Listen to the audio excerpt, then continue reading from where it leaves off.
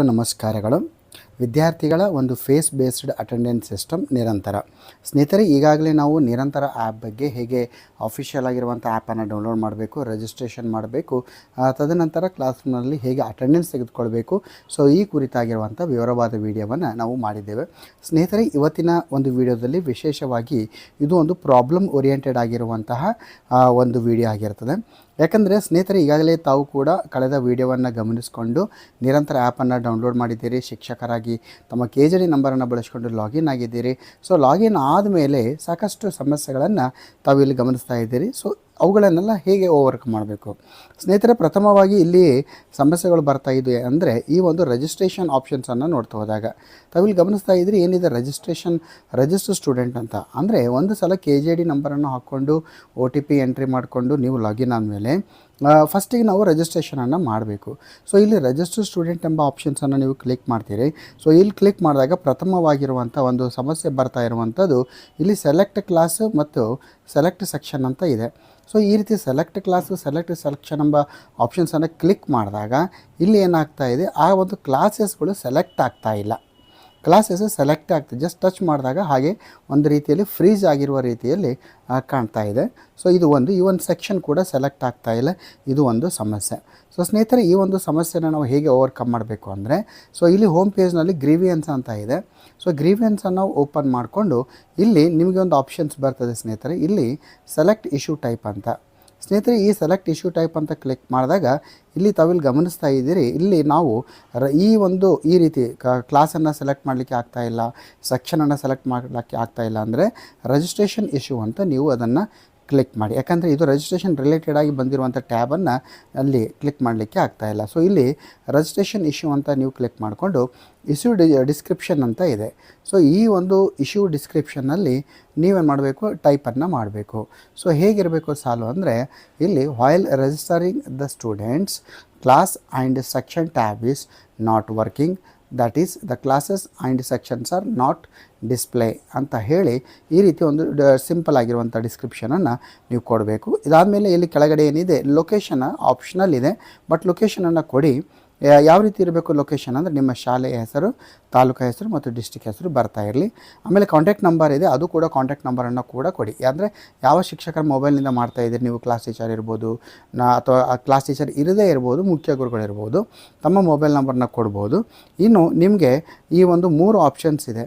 ಅಂದರೆ ನೀವೇನು ಮಾಡ್ಬೋದು, ಈಗ ನೀವು ಕ್ಲಿಕ್ ಮಾಡ್ತಾ ಇದ್ದೀರಲ್ವ, ಸೊ ಕ್ಲಿಕ್ ಮಾಡಿದ್ರು ಬರ್ತಾ ಇಲ್ಲ. ಸೊ ಆ ಒಂದು ಸ್ಕ್ರೀನನ್ನು ಅಂದರೆ ಆ ಸ್ಕ್ರೀನ್ಶಾಟ್ ತೆಗೆದುಕೊಂಡು ಇಲ್ಲಿ 1 2 3 3 ಪ್ಲಸ್ ಅಂತ ಕ್ಲಿಕ್ ಮಾಡಿದಾಗ ನಮಗೇನಾಗುತ್ತೆ, ಫೋಟೋಸ್ ಎಲ್ಲ ಓಪನ್ ಆಗುತ್ತೆ. ಅಂದರೆ ಸ್ನೇಹಿತರೆ, ಇಲ್ಲಿ 3 ಸ್ಕ್ರೀನ್ಶಾಟ್ಸ್ಗಳನ್ನು ನೀವು ಅಪ್ಲೋಡನ್ನು ಮಾಡ್ಬೋದು. ಈ ಒಂದು ಡಿಸ್ಪ್ಲೇ ಆಗ್ತಾ ಇದೆಯಲ್ವ ಸೆಕ್ಷನ್ನು ಮತ್ತು ಕ್ಲಾಸು. ಸೊ ಆ ರೀತಿ ಒಂದು 3 ಮಾಡಬೇಕಂತೇನಿಲ್ಲ, ಗರಿಷ್ಠ 3 ಸ್ಕ್ರೀನ್ಶಾಟ್ಗಳನ್ನು ಆ್ಯಡ್ ಮಾಡ್ಬೋದು.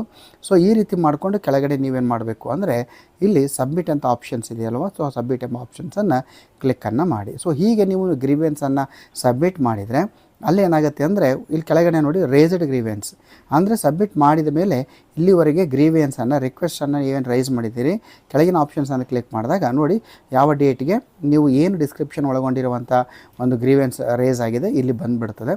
ಸ್ಟೇಟಸ್ ಪೆಂಡಿಂಗ್ ಇದೆ. ಸೊ ನಿಮ್ಮ ಒಂದು ಸಮಸ್ಯೆ ಸರಿಪಡಿಸಿದ ಕೂಡಲೇ ಇಲ್ಲಿ ಏನಾಗುತ್ತೆ, ಪ್ರಾಬ್ಲಮ್ ಸಾಲ್ವ್ಡ್ ಅಂತ ಬರ್ತದೆ. ಸೊ ಸ್ನೇಹಿತರೆ, ಈ ರೀತಿ ಇದು ಒಂದು ಇಶ್ಯೂಸ್ ಇದೆ ಕಾಣ್ತಾ ಇದ್ದೀವಿ ಯೂಸ್ವಲಿಯಾಗಿ. ಸೊ ಎರಡನೇ ಇಶ್ಯೂ ಅಂತ ಬಂದಾಗ ಈ ಒಂದು ರಿಜಿಸ್ಟ್ರೇಷನ್ ಮಾಡುವಾಗ ಇಲ್ಲಿ ಕ್ಲಾಸ್ ಬರುತ್ತೆ ಮತ್ತು ಕ್ಲಾಸು ಕೂಡ ಬರುತ್ತೆ, ಸೆಕ್ಷನ್ ಕೂಡ ಬರುತ್ತೆ. ಸಮಸ್ಯೆ ಏನು ಅಂದರೆ ಗೆಟ್ ಸ್ಟೂಡೆಂಟ್ ಲಿಸ್ಟ್ ಅಂತ ಬಂದಾಗ ಈ ಮಕ್ಕಳ ಪಟ್ಟಿ ಏನಿದೆ ಅಂದರೆ 2025-26 ಕಳೆದ ಶೈಕ್ಷಣಿಕ ವರ್ಷದ ಮಕ್ಕಳ ಪಟ್ಟಿಯನ್ನು ಇಲ್ಲಿ ಡಿಸ್ಪ್ಲೇ ಆಗ್ತಾ ಇದೆ. ನೋಡಿ, ಈ ಎಕ್ಸಾಂಪಲ್ ಆಗಿ ಈಗ 10th ಕ್ಲಾಸ್ ಮಕ್ಕಳ ಆಪ್ಷನ್ಸನ್ನು ಕ್ಲಿಕ್ ಮಾಡಿದರೆ ಈ ವರ್ಷ 10ನೇ ತರಗತಿ ಓದುತ್ತಿರುವಂಥ ಮಕ್ಕಳ ಪಟ್ಟಿ ಬರ್ತಾ ಇಲ್ಲ. ಕಳೆದ 25-26ನೇ ಸಾಲಿನಲ್ಲಿ ಈಗಾಗಲೇ ಪರೀಕ್ಷೆ ಬರೆದು ಉತ್ತೀರ್ಣರಾಗಿ ಹೋಗಿದ್ದಾರೆ, ಆ ಮಕ್ಕಳ ಪಟ್ಟಿ ಇಲ್ಲಿ ಬರ್ತಾ ಇದೆ. ಸೊ ಹೀಗೆ ಅಥವಾ 9th ಕ್ಲಾಸ್ ಅಂತ ನಾನು ಸೆಲೆಕ್ಟ್ ಮಾಡಿದಾಗ ಈಗ ಯಾವ ಮಕ್ಕಳ ಪಟ್ಟಿ ಬರ್ತಾ ಇದೆ ಅಂದರೆ ಆ ಮಕ್ಕಳು ಈಗಾಗಲೇ 10th ಬಂದಿದ್ದಾರೆ. ಸೊ ಈ ರೀತಿ ಇಶ್ಯೂ ಬರ್ತಾ ಇದೆಯಾ? ಎಸ್, ನೀವು ಗ್ರೀವೆನ್ಸ್ಗೆ ಹೋಗಬೇಕು. ಸೊ ಗ್ರೀವೆನ್ಸ್ಗೆ ಹೋಗಿ ಸೆಲೆಕ್ಟ್ ಇಶ್ಯೂ ಟೈಪ್ನಲ್ಲಿ ಹೋಗಿ ನೀವು ಇಲ್ಲಿ ರಿಜಿಸ್ಟ್ರೇಷನ್ ಇಶ್ಯೂ ಅಂತಲೇ ಮಾಡ್ಕೊಳ್ಳಿ. ಸೊ ರಿಜಿಸ್ಟ್ರೇಷನ್ ಇಶ್ಯೂ ಅಂತ ಮಾಡಿಕೊಂಡು ನೀವೇನು ಮಾಡಬೇಕು, ಇಲ್ಲಿ ಡಿಸ್ಕ್ರಿಪ್ಷನ್ ಬರಿತೀರಿ. ಏನು ಡಿಸ್ಕ್ರಿಪ್ಷನ್ ಬರಿತೀರಿ ಅಂದರೆ ನೋಡಿ, ಇಲ್ಲಿ while registering the students list which is displaying are belonging to 2025-26 education year ಅಂತ ನೀವು ಹಾಕ್ಬೋದು. ಓಕೆ, ಅಕಾಡೆಮಿಕ್ ಇಯರ್ ಅಂತ ನೀವು ಹಾಕ್ಬೋದು ಈ ರೀತಿ ಅಂದರೆ, ಅಥವಾ ಕನ್ನಡದಲ್ಲಿ ಕೂಡ ಟೈಪನ್ನು ಮಾಡ್ಬೋದು. ಏನಂದರೆ ವಿದ್ಯಾರ್ಥಿಗಳನ್ನು ನೋಂದಣಿ ಮಾಡುವಾಗ ವಿದ್ಯಾರ್ಥಿಗಳ ಒಂದು ಪಟ್ಟಿ ಡಿಸ್ಪ್ಲೇ ಆಗ್ತಿರುವಂಥ ಪಟ್ಟಿಯು ಕಳೆದ ವರ್ಷ ಅಂದರೆ 2025-26ನೇ ಸಾಲಿನಲ್ಲಿ ಅಧ್ಯಯನ ಮಾಡ್ತಿರೋ ಮಕ್ಕಳ ಪಟ್ಟಿಯಾಗಿದ್ದು, 2026-27ನೇ ಸಾಲಿನಲ್ಲಿ ಅಧ್ಯಯನ ಮಾಡುತ್ತಿರೋ ಪಟ್ಟಿಯನ್ನು ಅಪ್ಡೇಟ್ ಮಾಡಿ ಅಂತ ನೀವು ಡಿಸ್ಕ್ರಿಪ್ಷನಲ್ಲಿ ಕೊಡಬೇಕು. ಜೊತೆಯಲ್ಲಿ ಈಗಾಗಲೇ ಹೇಳಿರುವ ಹಾಗೆ ಲೊಕೇಶನ್, ನಿಮ್ಮ ಶಾಲೆ, ತಾಲೂಕು ಮತ್ತು ಜಿಲ್ಲೆ ಹೆಸರು, ಜೊತೆಯಲ್ಲಿ ಮೊಬೈಲ್ ನಂಬರು ಹಾಗೂ ರಿಲೇಟೆಡ್ ಆಗಿರುವಂಥ ಸ್ಕ್ರೀನ್ಶಾಟ್ ಹಾಕಿ.